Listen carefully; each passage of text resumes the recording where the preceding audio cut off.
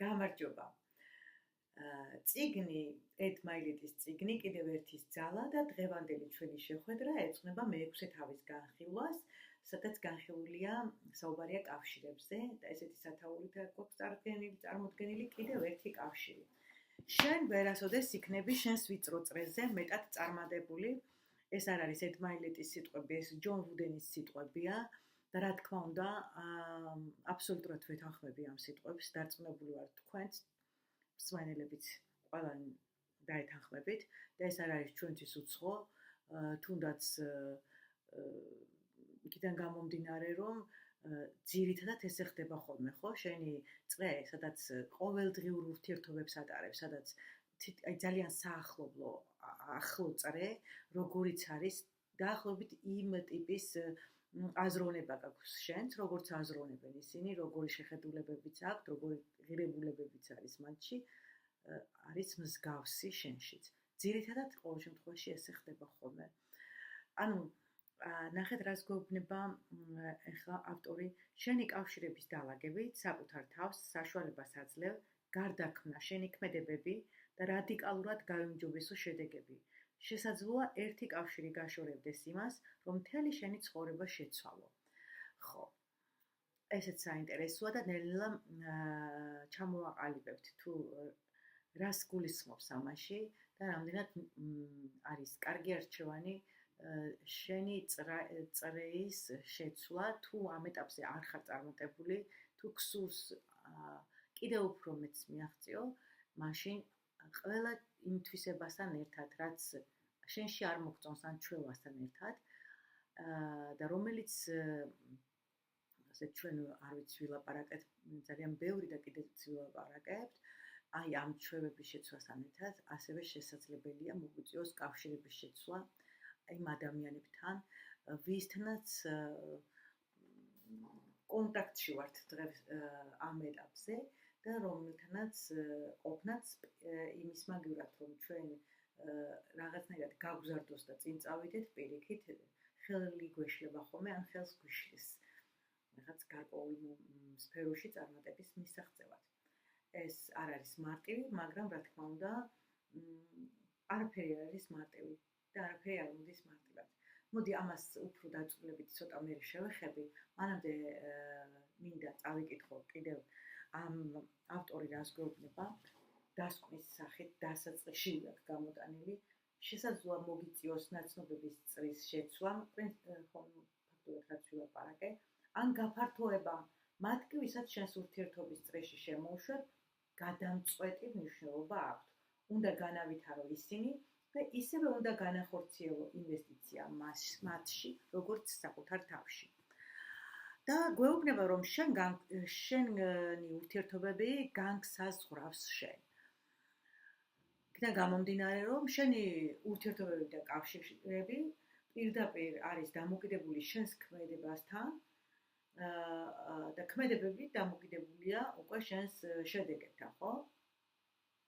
იმ შედეგებთან და იმ მდგომარეობასთან, ამ მდგომარეობებშიც ვიმყოფებით, ან გვინდა რომ ვიყოთ. რა თქმა უნდა, ჩვენ დავიბადეთ უკვე გარკვეულ წრეში, სოციუმის ოჯახში, მოვედით, ანუ უკვე კავშირში ვართ დაბადებიდანვე ადამიანებთან, რომლებიც არიან ჩვენი ძალიან ახლო ადამიანები, ჩვენი ოჯახი. ასევე მე თანდათანობით იზრდება ეს წრე, ნათესავები, მე უკვე ბაღში, სკოლაში ემატება მეგობრები და ვამყარებთ ამ კავშირებს თანდათანობით და თანდათანობით ვზრდით ჩვენს კავშირებს, ანუ ჩვენს სოციუმს.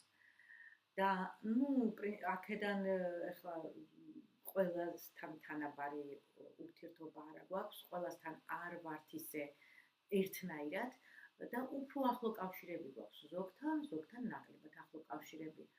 მაგრამ საქმე იმაშია, რომ ყოველდღიური კავშირები ვისთანაც გვაქვს, აი სწორედ ისინი ახდენენ დიდ გავლენას ჩვენზე და მათ ამაზეა გამახვილებული ამ წიგნში ყურადღება.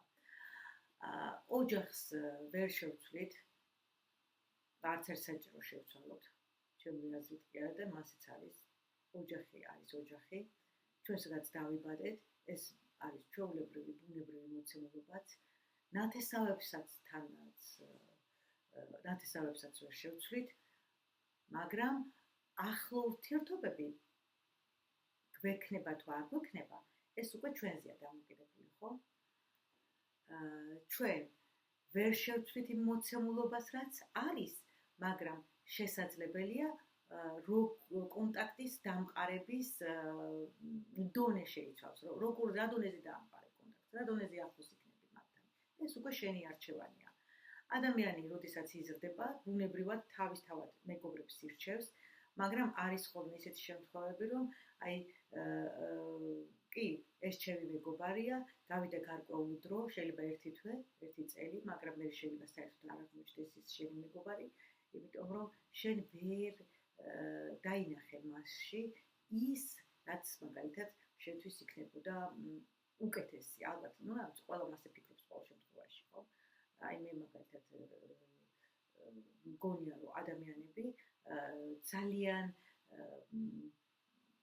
ხშირად არ იცვლებიან, თუ თვითონ არ მოინდომენ. თუ თვითონ არ მოინდომეს, ვერც შეიცვლებიან ფაქტურად, ახლა ისეთ რაღაცას ვამბობ, რომ არ იცვლებიან, ბავშვობიდან შეიძლება ზრდასრულობამდე იყვნენ ისეთები დარჩნენ, მე არ ვიცი რომ არ იზრდებიან, რა თქმა უნდა, ახლა ასაკიც ემატებათ და იზრდებიან, მაგრამ რაღაც პროგრამები, რომელიც ბავშვობიდან გქონდათ მათ, რომელიც საერთოდ არ არის არანაირი ღირებულებებზე დაყრდნობილი და არანაირ ფასეულობებზე უბრალოდ. შემდეგში უკვე ადამიანი დრო გადის, იცვლება ყველაფერი და ეს ადამიანები არის ესეთი შემთხვევები, რომ რჩებიან იმ დონეზე, ანუ არ ვითარდებიან. და ცოტა რთულია, ხო, ესეთი ადამიანები მთელი ცხოვრება დარჩნენ შენს გარემოცვაში. არა აქვს მნიშვნელობა ახლა ეს რამდენად ახლო წრეში იქნებიან, ან ნათესაური კავშირში იქნება შენთან თუ არ იქნება ნათესაურში.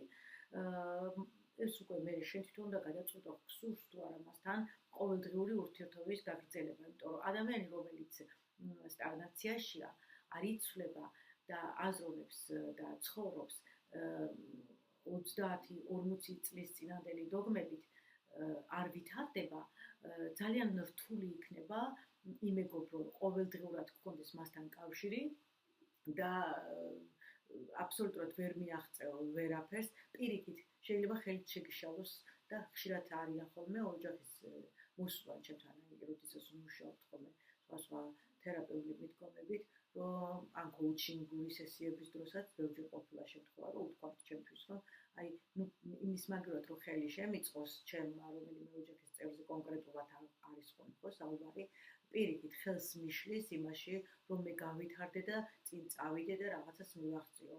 იმიტომ რომ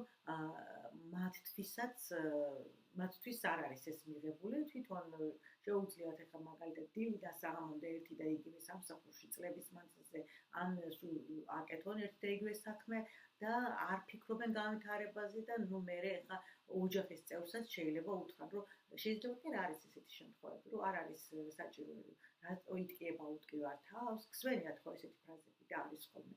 ან რა გინდა ეხა ზედმეტი ტვირთის აკიდება, რაღა დრო შენი ეს არის, მით უმეტეს თუ ცოტა ანუ ასაკში ადამიანი, რაღა დროს შენი სწავლა, აღარ გეყოფა ამდენი რაღაცა სწავლა, ან კარგი დაანებე თავი რაღა დრო შენი ბიზნესია, ან არ გამოგივა და პირიქით ეს არის ხელის შემშლელი და ამიტომ აქვს მნიშვნელობა, ძალიან დიდი მნიშვნელობა, ვისთან გექნება კავშირი.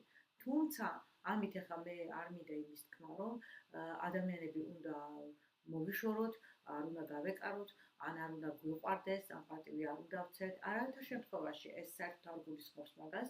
უბრალოდ ჩვენ უნდა ვიცოდეთ ჩვენის საზღვარი და იმ საზღვრების დაცვაც უნდა შეგვეძლოს პირველ რიგში და ასევე უნდა შეგვეძლოს ოჯახის წევრებთან არის ხოლმე ისეთ ხშირად, რომ მეგობარს ახლა აირჩევ თუ არ გინდა სხვასთან იმეგობრებ და ოჯახში როდესაც ხდება ისეთ რომელიც ძალიან ბევრ ენერგიას გართმევენ იმაში რომ კი არ გაიზარდო, პირიქით მათ მიაქვთ შენი ენერგია იმისთვის რომ ებრძოლები მასთან გიწევს ბრძოლა, რომ ნუ აი მაგალითად მეუღლეები ხო ერთს უნდა განვითარება, რაღაცის გაკეთება, თუნდაც რისკის ფასად, მაგრამ მაინც და აქვს დასახული მიზანი და უნდა რომ გააკეთოს, მეორე წინააღმდეგობაში მოდის, იმიტომ რომ არ უნდა ბრჭყალებში ვიტყვი აუტკივარი თავის ატკიება და ურჩევნია იმ თავის ნაჭუჭში იყოს ჩაკეტილი და ისევ იმ კომფორტის ზონას მივადგები, რომ თავის კომფორტის ზონაში იყოს და თავი ზედმეტად არ შეიწუხოს და მეორე ნახევარსაც უშლის ამის გაკეთებას. ნუ ეს არის ძალიან დამღლელი პროცესი. ენერგიას გაცდის ყველა ხარჯავ ამ ენერგიებს და აღარ გრჩება მე იმისთვის დრო რომ შენ საქმეებს მიხედო და აღარც ძალა და აღარც რესურსი, ხო? ანუ ასე რომ ავტორი გვეუბნება რომ კიდევ ერთის პრინციპით მოაზროვნეები ვინც ხართო, უნდა იფიქროთ ამ საკითხზე, ვინ დატოვოთ თქვენს შიდა წრეში და ვინ შიდა წრეს ახლა ნახე რას გულისხმობს ამ შემთხვევაშიც. ანუ კი ბატონო, ოჯახის წევრი შეიძლება იყოს ადამიანი, მაგრამ გარკვეული თუ ქმარია მართლა იმას ვერ სხვანაირად უნდა ეს უკვე სხვა თემა, სხვა არასწორი ურთიერთობები და პარტნიორული ურთიერთობები, როდესაც ჰარმონიაზე არ არის დამყარებული, ეს სხვა თემა და სხვაგან წაგვიყვანს, მაგრამ აი მაგალითად, როდესაც უკვე ზრდასრული ადამიანი და დედა უშლის ხელს რაღაცაში, ანუ მაკონტროლებელი დედები, რომლებიც არიან. მე მაგალითის სახით მიყავს ახლა აქ ესე კონკრეტულად არ წერია ამ წიგნში, მაგრამ რო განვიხილოთ, ხო და ჩემი აზრით დავაფიქსირო ამავდროულად. გიშლის ხელს დედა, რომ არა შენ ამას ვერ გააკეთებ, შენ ეს არ გამოგივა, შენ ჯობია ისე მოდი იმაზე ჩააბარო, რა ვიცი, სტუდენტობიდან, ან მერე გეუბნება, რომ კაი რას აიკიდე ახლა ამხელა საქმე, შენ ქმარს ხომ მოაქვს. მე მქონია პრაქტიკაში, ჩვენთან მოსულან ესეთი ადამიანები, ვინც აი დაღლილია უკვე ამისგან, რომ აი დედა უშლის, რომ შენ ქმარს აქვს შემოსავალი და შენ რაღაც იტკიებ თავს და რატომ გინდა რომ იმუშაო და მიხედე ბავშვებს და დაანებე ამ კარიერას თავი და აი ძალიან რთულია ესეთი ისა, მაგრამ ამ დროსაც შეგვიძლია შენი საზღვარის დაცვა და შეგიძლია ძალიან ლამაზად და ყოველგვარი აი რთული არის, მაგრამ მაინც შეგიძლია რომ გააკეთო ისე რომ დააყენო ზღვარი, ხო, შენსა და თუნდაც დედა იქნება, მამა იქნება თუ ვინც იქნება მათ შორის, ხო? ასე რომ აი ძალიან მნიშვნელოვანია ეს კავშირი, ვისთან გაქვს ყოველდღიური. ან თუნდაც იმ მშობელს უნდა გამოეყო, როდესაც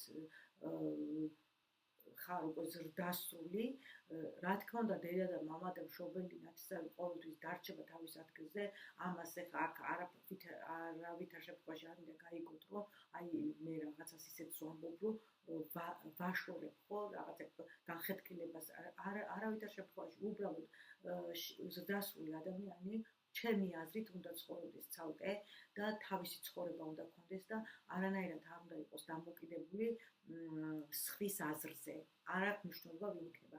თუმცა რჩევების სახით, რა თქმა უნდა, შეიძლება კი არა და აუცილებელიც არის ეს რჩევები და ურთიერთობები. მაგრამ აი ბევრი რაღაცა არის ისეთი, რომელშიც შენ უნდა მიიღო შენი გადაწყვეტილება, როცა მით უმეტეს მიზანი გაქვს დასახული და იცი რაც კიდე არ უნდა შეაშლევინო ხელი არავის. არანაირად არ უნდა გახადო ესე იგი დაბრკოლება, ხო, ესე ვთქვი და შენ თუ დაბრკოლებები გხდება და უკან იხევ, ანუ აღარ მიდიხარ წინ, ესე გამოდის. ეს შენთვის ძალიან ის იქნება, ну არაფრის მომცემი კი არა და პირიქით, ხო? ძალიან დაგაზიანებს, დაგაზარალებს, არ ვიცი როგორც გინდათ ისე დაარქვით, ხო? ახლა აქ რა აქვს აღწერილი, რო არ ავწდებ თენათ ამ წიგნს. შენ ამ სამყაროზე შენი კავშირებით ხარ მიბმული, შენ არ ხარ კუნძული, შენ ხარ ნაწილი კაცობრიობის ურთიერთდაკავშირებული ქსელისა, რომელიც აყალიბებს შენს იდენტობას ამ კავშირების საფუძველზე. აქედან გამომდინარე, ის ადამიანები ახდენენ შენზე ყველაზე მეტ გავლენას, რომელთანაც ყველაზე მეტ დროს ატარებ. ხო, რაზეც ვისაუბრე, რომ ამიტომ ცალკე უნდა იყო და არ უნდა იყო მთელი დღე მაგალითად ვიღაცის ზეგავლენის ან ყოველდღიურად ვიღაცის მოსმენა არ უნდა გიწევდეს რაღაც იმის რაც შენს პრინციპებს ეწინააღმდეგება. ჩვენ ვიცით რომ ყველა ადამიანი ახდენსო გავლენასო ჩვენს ქმედებებზეო, იმიტომ რომ თუ ჩვენი კავშირები გავლენას ნახე ახლა როგორ ხდება, თუ ჩვენი კავშირი ქმედებები ჩვენს ქმედებებზია ავლენს გავლენას აქედან გამომდინარე ქმედებები ხო ახდენს გავლენას ჩვენ ვიცით რომ ქმედებები ახდენს გავლენას შედეგზე ხო როგორ ვიქნებით როგორ ვიცხოვრებთ ვიცხოვრებთ ისე როგორც გვინდა თუ ვერ ვიცხოვრებთ ისე და გამოდის რომ ჩვენი კავშირები გავლენას ახდენს პირდაპირ გაგებით ჩვენს ცხოვრებაზე ჩვენი ცხოვრება იქნება წარმატებული იქნება ისეთი შემდგარი რასაც ვთქვა ბედნიერი თუნდაც თუ არ იქნება ძალიან ხშირად ხდება ხოლმე ოჯახის წევრების ჩარევა ურთიერთობების დროსაც როცა რას გულისხმობთ იქ პარტნიორის არჩევის დროს მაგალითად ხშირად არა აქვს მნიშვნელობა კაცი იქნება თუ ქალი ბიჭი არის თუ გოგო ოჯახში ხშირად ერევიან შეგნით ოჯახის წევრები დედა მამა ბებია ბაბუა დეიდა მამიდა მეზობელი და ასე შემდეგ ну ეს ხო ყოველდღე დაუშვებელია ამას აღარ გავარცობ ახლა ეს თქვენ თვითონაც იცით რომ ამაზე და მე წარმატებაზე როცა არის საუბარი და რაღაცა ბიზნეს მიღწევაზე აქ არ გვაქვს ჩვენ მარტო კარიერაზე ლაპარაკი ხო აქ ჩვენ საუბარი გვაქვს ცხოვრების ნებისმიერ სფეროზე დააკვირდით ურთიერთობებში როგორ ხდება როგორ უნდათ რომ ჩაერიონ ძალიან ახლო ოჯახის ახლო წევრები თქვენს პარტნიორულ ურთიერთობებზე თქვენს ოჯახში აი პირდაპირ შეიძლება უკვე ქმარიც ყავს ცოლიც ყავს ადამიანს არ ვიცი გოგოა ბიჭია და შიგნით პირდაპირ მოვიდნენ და ჩაერიონ და ძალიან ბევრი შემთხვევაა ისეთი მით უმეტეს საქართველოში განსაკუთრებით უყვართ ამ ქართველებს ეხლა მე ქართველებს კი არ ვიძახებ უსუდები ვართ პირიქით ყველაზე კარგები ვართ ალბათ რა ვიცი ან არა ვართ ან ვართ მე ყოველშაბათი თვითონ ქართველს ძალიან მიყვარს ჩემი ქვეყანაც და ჩემი ხალხიც მაგრამ ხდება ისეთიც რომ აი პირდაპირ ერევიან გაცნობიერებულად გაუცნობიერებლად ძირითადად გაუცნობიერებლად უფრო ხშირად ხდება ხოლმე იმიტომ რომ გაცნობიერებლად ყოველთვის კარგი უნდათ ოჯახის წევრებს თავიანთი შვილისთვის მაგრამ რა მნიშვნელობა აქვს თუ შენ მიზანს ვერ მიაღწიე და შენ ცხოვრება არ იქნება ისეთი როგორც გინდა რომ იყოს რა მნიშვნელობა აქვს რანაირად ჩაერევიანი თუ გინდა შენ დაარქვი კეთილის რახვები თუ გინდა დაარქვი გაუცნობიერებლობა არა აქ ამას მნიშვნელობა ხო დამეთანხმებით ალბათ ну მოკლედ ეს ერთი განვიხილეთ ხო ოჯახის წევრებს რაც შეეხება ხო ну კიდევ ერთხელ გავიმეორებ და ვიტყვი რომ არ ნიშნავს იმას რომ არ უნდა ვიყვარდეს ან პატივი ავცეთ ან არ მოგქონდეს მათთან ურთიერთობები მაგრამ უნდა იყოს ზუსტად აი ძალიან ყარად უნდა იყოს საზღვარი გაკეთებული რა შენი საზღვარი უნდა იყოს დაცული ხო რაც შეეხება ახლა მეგობრების წრეს ანუ მეგობრების წრეს რაც შეეხება მეგობრებს ჩვენ თვითონ ვირჩევთ და ჩვენ ვირჩევთ ჩვენი ღირებულებების მიხედვით, ხო?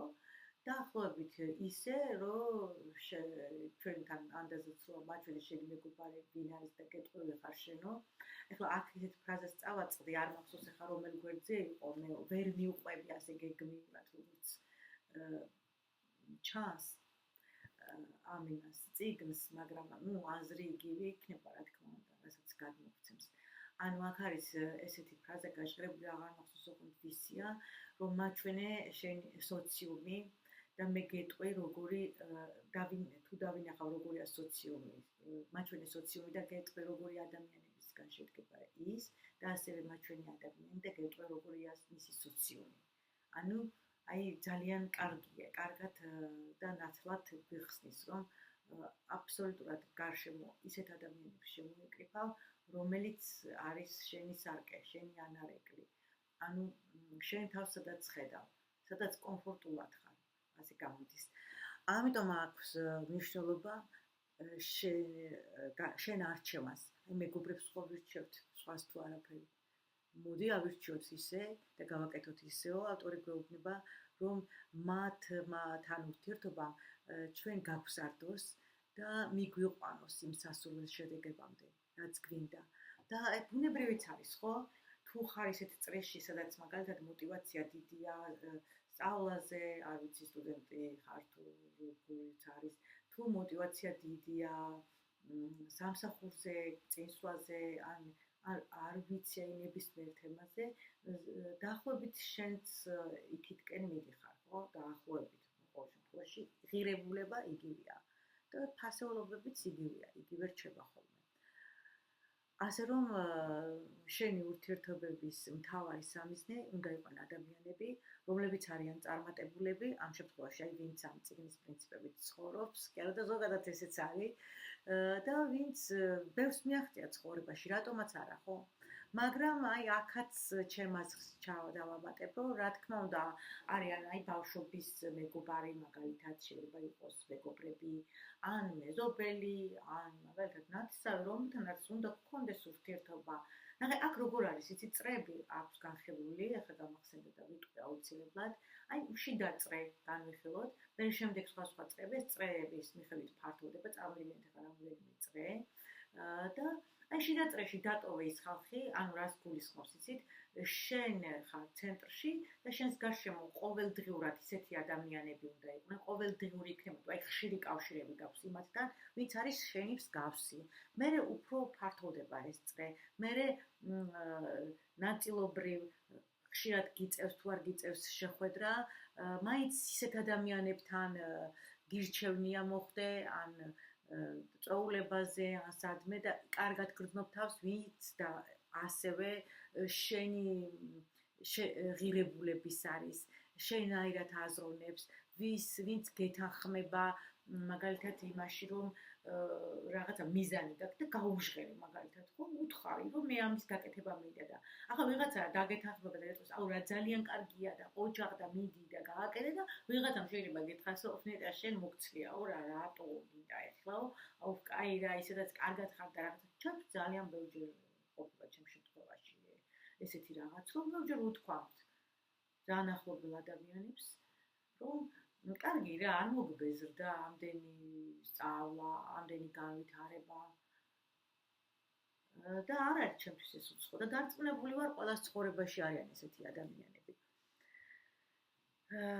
ანუ ნახეთ რას გვეუბნება, სიცოცხლის განმავლობაში ყველა მეგობარი და ოჯახის წევრი, როდი აღმოჩნდება შენს უახლოეს გარემოცვაშიო.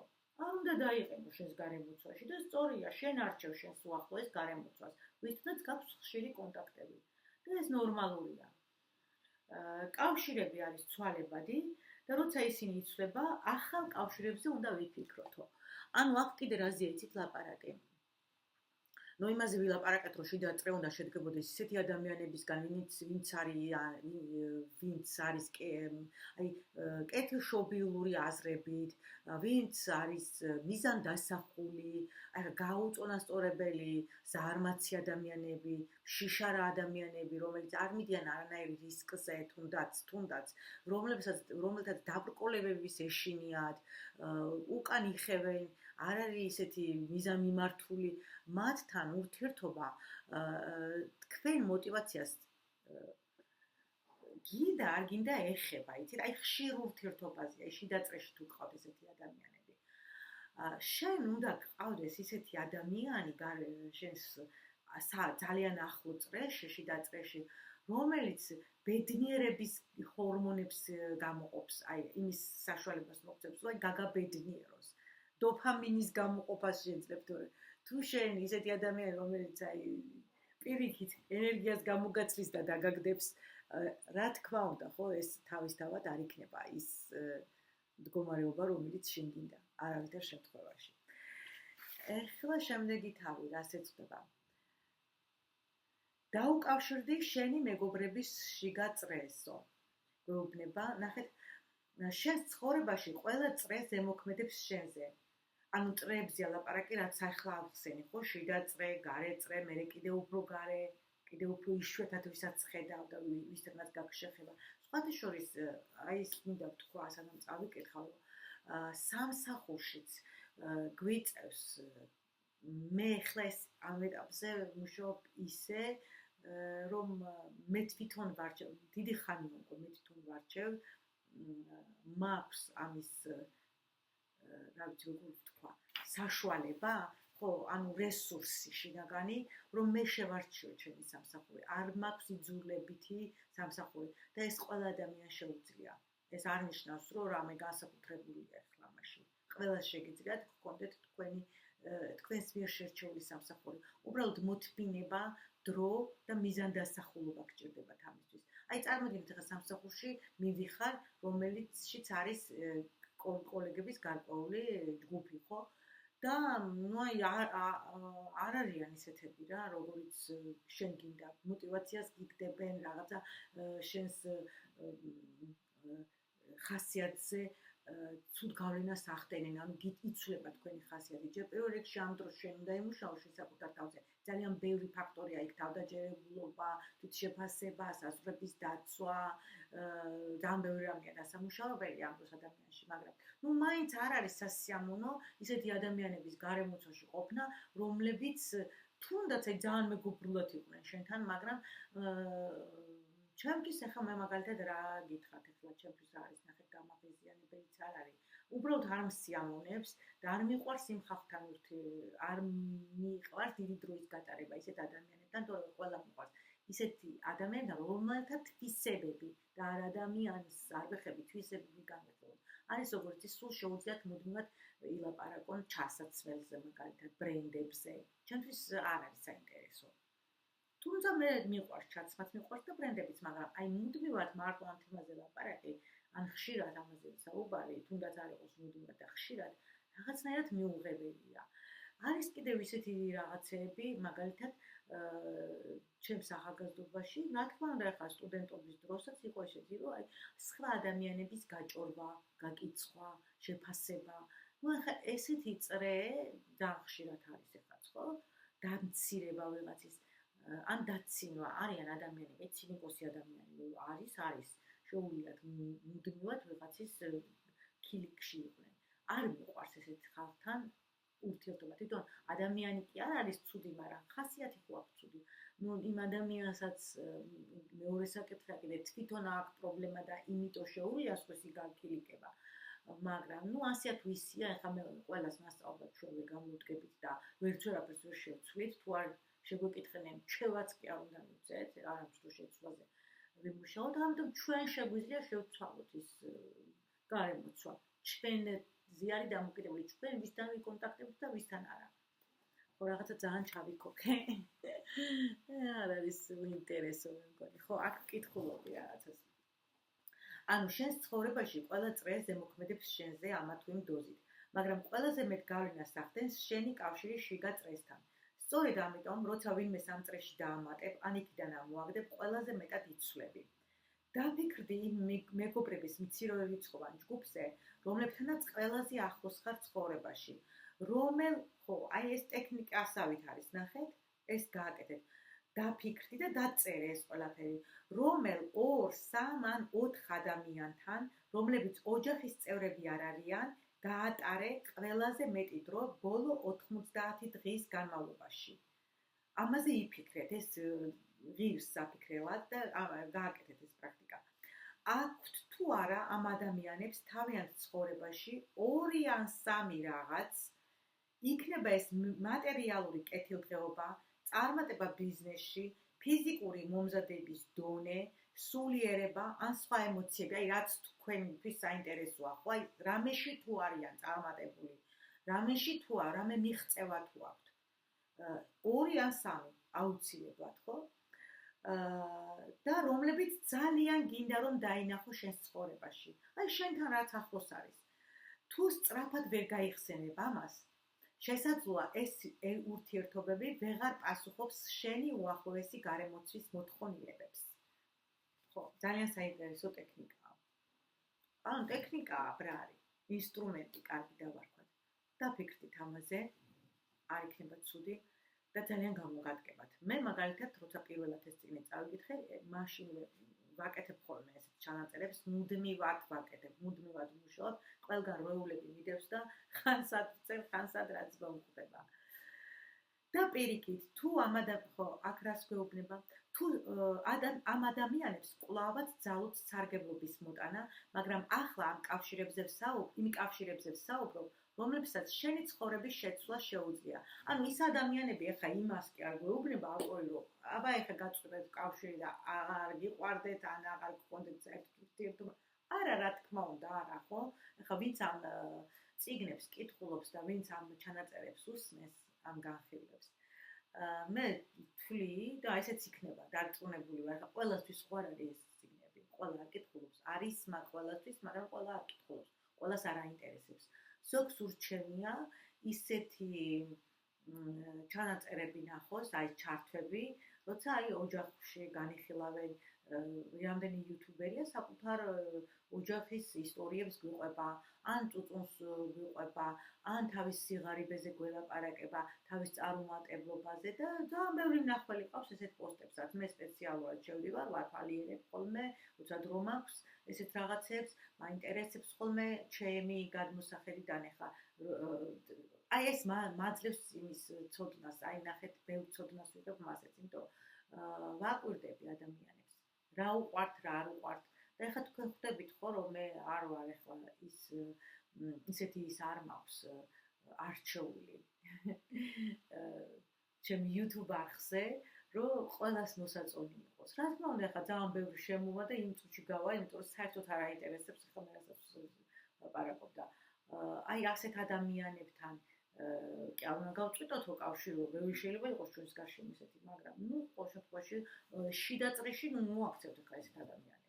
რომ ეს იმას არ ნიშნავს, რომ ისინი ან ცუდები არიან, ან რაღაცით სხვაზე ისინი არიან, არავითარ შემთხვევაში.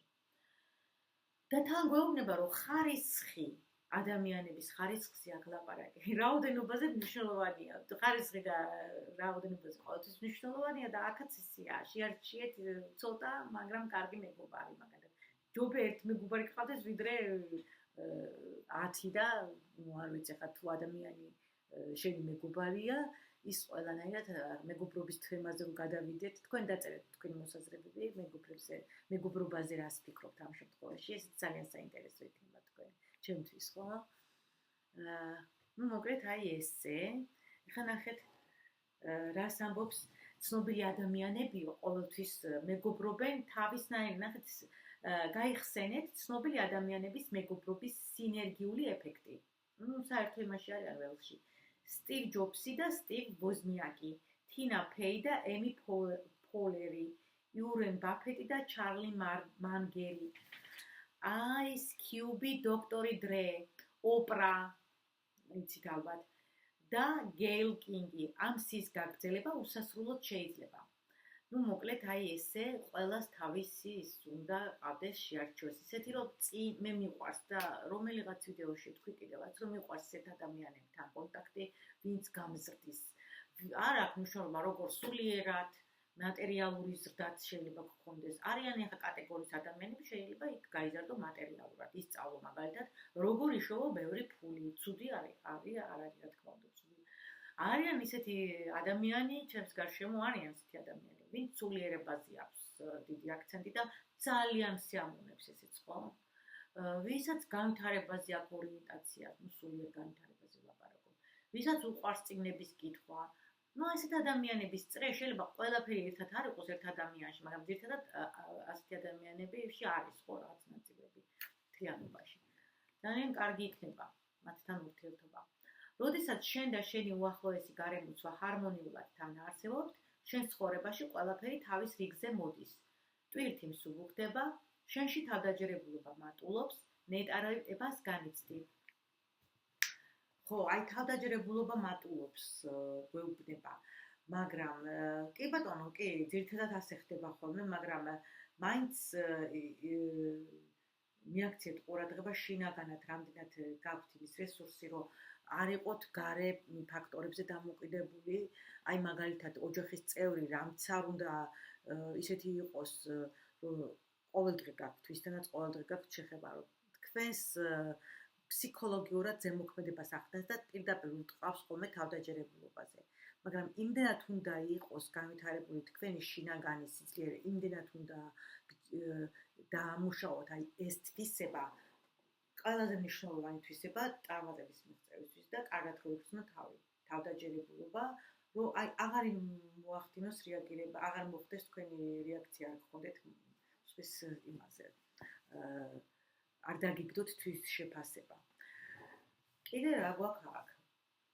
გულწრფელად დაადგინე რა გინდა იმ ადამიანებისგან, რომლებიც ყველაზე მეტად გჭირდება და როგორც ბენჯამინ ფრანკლინი გვირჩევდა, ფრთხილად იყავით მეგობრის არჩევისას, უფრო ფრთხილად იყავით მეგობრის შეცვლისას. ეს სიტყვები დღესაც ისევე მნიშვნელოვანია, როგორც 200 წლის წინ იყო. ნუ მოეკიდები ამ პასუხისმგებლობას ქარაფშუტულად, ნურც უგულებელყოფ მას მხოლოდ იმიტომ, რომ არ გსურთ რთული არჩევანის გაკეთება. კიდევ ერთის პრინციპით მოაზროვნეები აღიარებენ, რომ დროთა განმავლობაში ურთიერთობები ფართოვდება და ვიწროვდება. ეს მოძრაობა საშუალებას აძლევს კიდევ ერთ კავშირს მოგვიტანოს განუზომელი სარგებელი და მოგცეს უფრო მეტი ისეთი ცხოვრება, რომელსაც ვიმსახურებთ. მერე კიდევ აქ საუბარი აქვს, როგორ ყოველთვის უნდა შეაფასო ის ადამიანები, შენი წრე, როგორია შენი შიდა წრე, ამაზე აქ გამახვილებული ყურადღება და ამასაც წაგიკითხავთ. მაგალითად, უბედური ადამიანები ემოციურად მოუმწიფებლები არიან და მათთან ურთიერთობა შენთვის სასარგებლო ვერ იქნება. იქნება ეს მეგობარი, კოლეგა თუ ოჯახის წევრი. ყველაფერი იღონე მასთან ურთიერთობის შესაზღუდავად. კვლავაც გამოიჩინე გულისხმიერება ასეთების მიმართ და განაგრძე მათთან ურთიერთობა, ოღონდ თავი არიდე მათ ემოციურ მორევს. თორემ ამისთვის დიდი საფასურის გადახდა მოგიწევს. ანუ ემოციებში არ უნდა გაიჭედო, სხვის ემოციებში. არ უნდა გადახლართო, არ უნდა მოხდეს შენი ემოციის მათ ემოციებთან. აი თუ ადამიანი მაგალითად ძალიან ნახეთ, აქ ნახე რა მინდა რომ გითხრათ, ხო, ახლა მე ეს გამახსენდა უბრალოდ.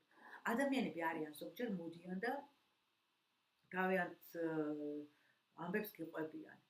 და მართლა ემოციურია, აი მეგობარი იქნება, დედა იქნება, შვილი იქნება, და იქნება, ძმა იქნება.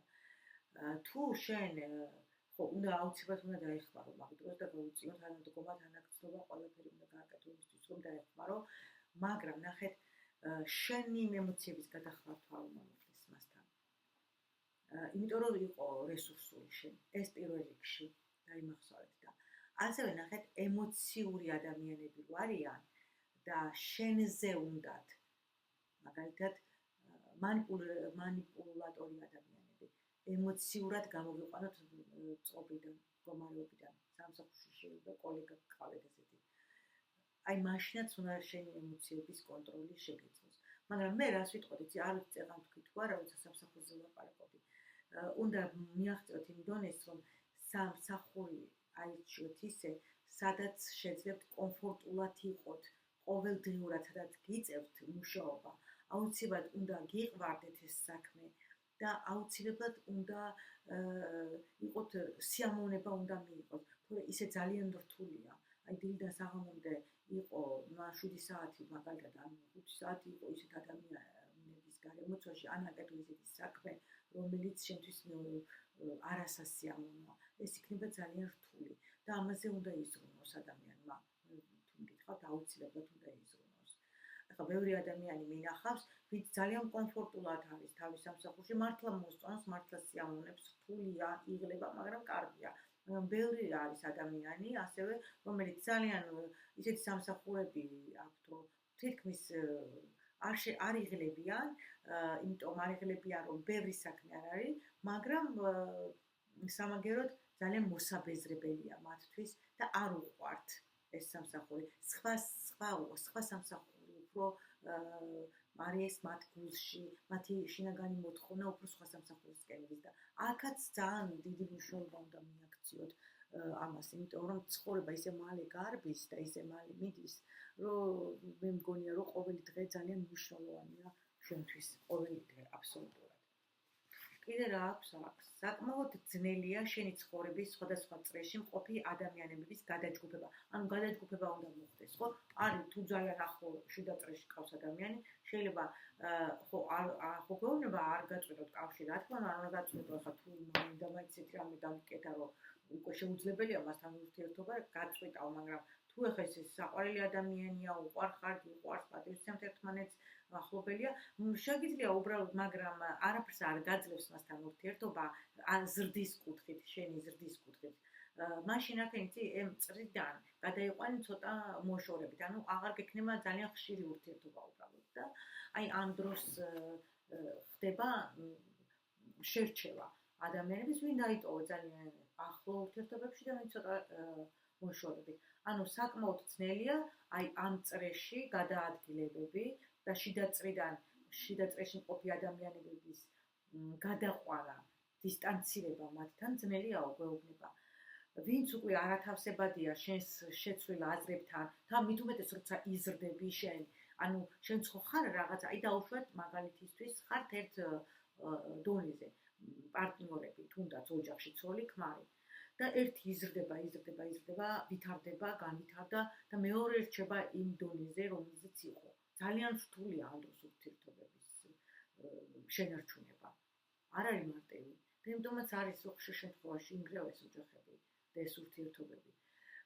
მაგრამ აი ნუ როდესაც ოჯახის წევრია მაგალითად ისეთი ან მეგობარი, გიყვართ ერთმანეთი, ხა მეგობრობა ძალიან კარგი რამეა, მე მიყვარს მეგობრები და იმიტომ ვამახვილებ ამაზე ყურადღებას.